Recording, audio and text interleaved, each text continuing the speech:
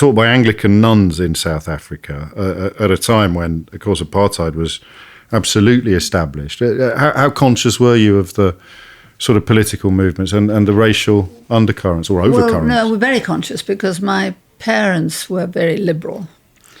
But they were only liberal from South African point of view. We still had a very apartheid, of course we did. We had a very apartheid upbringing. And I remember when I first came to France and found myself having lunch and sitting next to black students and being friends with them, that it sort of, at first it really scared me because I had never had any social act. I mean, I was surrounded by black people, but they were mostly servants and, you know, it was extraordinary. I remember going back to South Africa and looking at it with completely different eyes and thinking, how can it be that I would, as a child, walk down a pavement with my giggling girlfriends, you know, and venerable old black men would step off the pavement into the gutter to let us pass.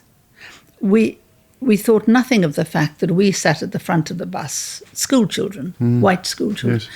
Black people sat in the back of the bus, including your nanny if you were a little child and you had.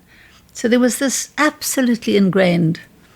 Because you'd never known any different, but as soon as you stepped out of it, the absurdity and the injustice of it became irresistible. Exactly. But even I always knew it was unjust because my mother used to campaign against apartheid, and she would stand on the town hall steps, and I remember being rather sort of embarrassed by her because there were photographs in the local paper of her covered in egg yolk from people flinging eggs at her because, of course, the white population. So it was a brave thing to do then, in a way. Yeah, it was. There was a women's movement called the Black Sash. That's what they were called, the Black Sash. And they used to wear black sashes and they'd get this abuse and all the rest of it. And my main reaction as a young girl was embarrassment that my mother wasn't towing the line. I suppose I'd rather she was not like that.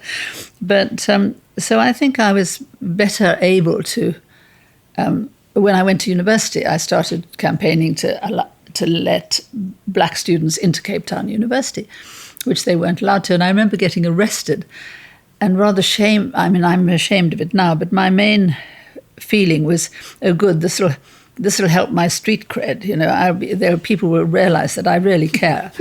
And actually, the police took one look at me. I mean, we all got taken to a police station and names taken, all the rest of it. And they just realized I was a fellow traveller, that I'd never done any serious rioting or anything. So they let me go. So you sort of got arrested by accident?